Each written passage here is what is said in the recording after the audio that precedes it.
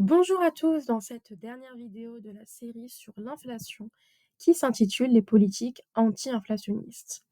Comme vous l'aurez deviné, le but des politiques anti-inflationnistes va être de lutter contre l'inflation et pour cela, les pouvoirs publics disposent de plusieurs instruments. Tout d'abord, faisons un petit retour dans le temps et observons ce qui a été mis en place et qui n'a pas fonctionné. Commençons par la politique de contrôle des prix en France instaurée durant les Trente Glorieuses. Cette politique permettait de stopper momentanément l'augmentation des prix. Donc il pouvait y avoir un blocage total ou partiel. Cependant, on s'aperçoit rapidement que cela n'est pas très judicieux, puisque c'est une politique qui agit sur les symptômes et pas sur les causes de l'inflation. Au lieu de contrôler l'augmentation des prix, il serait plus intelligent de s'intéresser à l'origine de cette augmentation et d'y remédier. J'ajouterai également que la sortie du blocage des prix peut être l'occasion de phénomènes de rattrapage et donc d'un redémarrage de l'inflation. De ce fait, cette politique, de par son inefficacité et par ailleurs de son risque, a été supprimée progressivement. On a également une politique qu'on appelle politique des revenus. C'est une politique qui vise à fixer des normes de progression des revenus compatibles avec la stabilité des prix. Alors que de base, les salaires progressaient en fonction des gains de productivité de l'entreprise, dans la pratique, cette politique va chercher à protéger le pouvoir d'achat des ménages et donc à indexer les salaires sur l'inflation. Néanmoins, cette politique favorisait les anticipations inflationnistes et c'est la raison pour laquelle elle a été supprimée dans les années 1980. En ce qui concerne l'indexation des salaires sur l'inflation, actuellement, en France, tous les salaires ne sont pas indexés sur l'inflation, mais le SMIC, qui est le salaire minimum légal, est revalorisé tous les 1er janvier en fonction de l'inflation.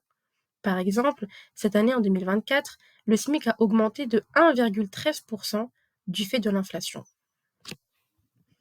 Après avoir fait un petit tour dans le passé, intéressons-nous aux politiques majeures actuelles de lutte contre l'inflation et la politique qui porte la couronne est la politique monétaire restrictive.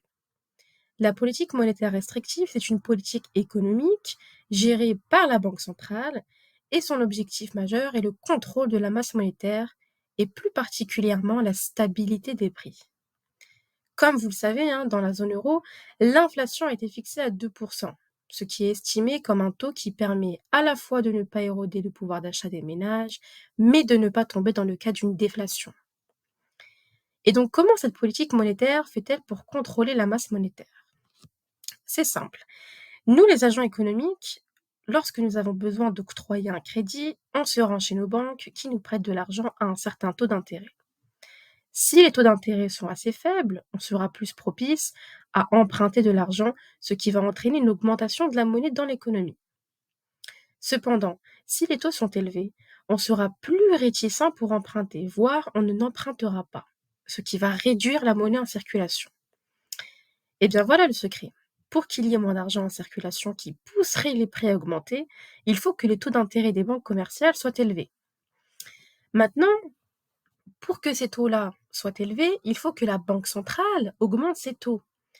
Puisqu'en effet, la Banque centrale, elle est considérée comme étant la banque des banques. C'est elle qui prête l'argent aux banques, chez qui nous empruntons par la suite. Et tout comme nous, les banques commerciales empruntent de l'argent à un certain taux, qu'on appellera les taux directeurs, qui correspondent au taux d'intérêt auquel les banques centrales prêtent de l'argent aux banques commerciales. Si ce taux directeur est élevé, eh bien les banques commerciales vont à leur tour augmenter leur taux d'intérêt. Et donc, c'est aussi la raison pour laquelle nous disons que cette politique est gérée par la Banque centrale, puisqu'en fonction de son intervention, on peut soit augmenter la masse monétaire, soit la diminuer pour éviter l'inflation, ce qui est un enjeu essentiel de la politique monétaire. Passons maintenant à la deuxième politique majeure de lutte contre l'inflation, qui est la politique budgétaire et fiscale. C'est une politique qui a pour but la réduction du déficit budgétaire et qui permet de réduire l'inflation. Comment? Eh bien, en réduisant les dépenses de l'État et en augmentant l'impôt. Vous le savez, si l'impôt augmente, eh bien, le revenu disponible des ménages qui leur permet de consommer diminue, ce qui réduit leur pouvoir d'achat et qui va générer une baisse de la demande globale et donc moins d'argent en circulation, ce qui aide à stabiliser les prix. Pareillement, hein, pour les dépenses de l'État, si l'État diminue ses dépenses publiques, logiquement, elle réduit l'argent en circulation. Et par ailleurs, cela lui permet de contrôler ses dépenses afin d'éviter le déficit budgétaire excessif, hein. Vous savez, hein, comme l'a dit le Premier ministre ce soir, lors de la décision du budget de l'État, l'objectif est de prévenir une crise dont les premières victimes seraient les plus faibles d'entre nous. Donc pour ne pas tomber dans un cas où ça serait l'ensemble des citoyens qui payent cette dette, clairement, il faut que des mesures soient prises en amont. Et par exemple, une des décisions prises ce jeudi est la revalorisation de 2% des tranches de l'impôt sur le revenu pour limiter les effets de l'inflation. Et puis, on a d'autres mesures, bien évidemment, qui visent à taxer les plus riches, mais qui n'est pas l'objet de cette vidéo. Mais si vous le souhaitez, on pourrait faire ensemble une analyse de l'ensemble des décisions prises à ce jour. Donc voilà en ce qui concerne les politiques de lutte majeures contre l'inflation. J'espère que cette vidéo vous aura plu. Dans les prochaines vidéos, nous nous intéresserons à la création monétaire et plus particulièrement la manière dont le système bancaire fonctionne.